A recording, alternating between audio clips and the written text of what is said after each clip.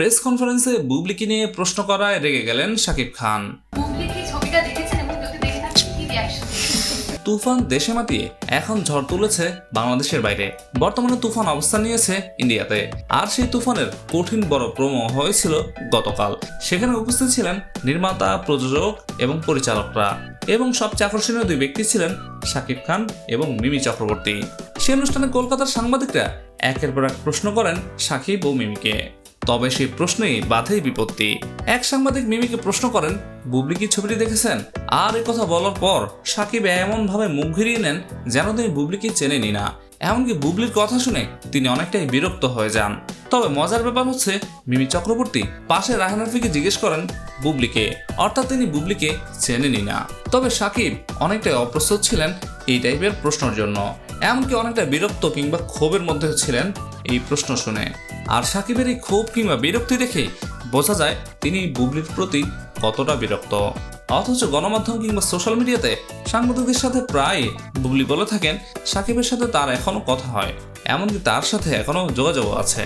এমনকি শাকিবকে প্রাক্তন স্বামী হিসেবে অনেকটি সম্মানের সাথে কথা বলেন বুবলি।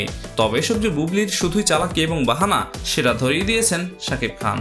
শাকিবের বিরক্ত কিংবা ক্ষোভ দেখার পর বুবলি হয়তো আর কোনো প্রেস কনফারেন্স কিংবা কোনো সাক্ষাৎকারে গিয়ে শাকিবের নাম মুখে আনতে চাইবেন না। ঢাকাই সিনেমার জনপ্রিয় নায়কের প্রথম স্ত্রী অপু বিশ্বাস, গোপনে পরিণয় প্রেম, এরপর বিয়ে।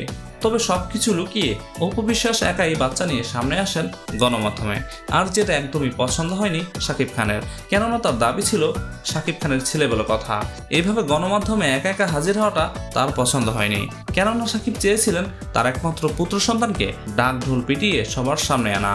আর এই কাণ্ড কারখানার কারণেই অপুকেও ডিভোর্স দিয়েছেন শাকিব খান। এরপর সম্পর্কে জড়ান বুবলির সাথে। তবে সম্পর্ক সেখানেও টেকসই হয়নি।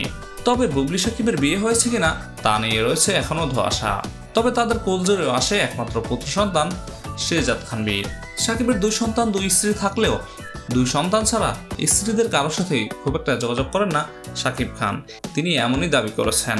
তবে সম্প্রতি তিনি জানিয়েছেন তিনি তার বিয়ের জন্য পাত্রী খুঁজছেন এবং সেই পাত্রী হতে হবে পেশাগত ডাক্তার। বর্তমানে নিজের সিনেমা নিয়ে বেশ ভালো অবস্থানে আছেন শাকিব খান। ঢালিউড কিংবা টলিউড, এমনকি বিশ্বের কয়েকটা জায়গায় তুফান বেশ মাতিয়ে দিয়েছে। দেশের প্রেক্ষাগৃহগুলোর হলের পাশাপাশি সিনেপ্লেক্সগুলোও বেশ মাতিয়েছে তুফান ঝড়ে।